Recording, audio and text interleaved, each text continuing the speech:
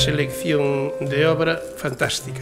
Os cadros que temos aquí, a mí encantoume a selección desde o impresionismo, desde os primeiros anos 20, pasando por o fauvismo, por o simbolismo, por o expresionismo abstracto, e me interesa moito envolver o xesto con formas e con cores.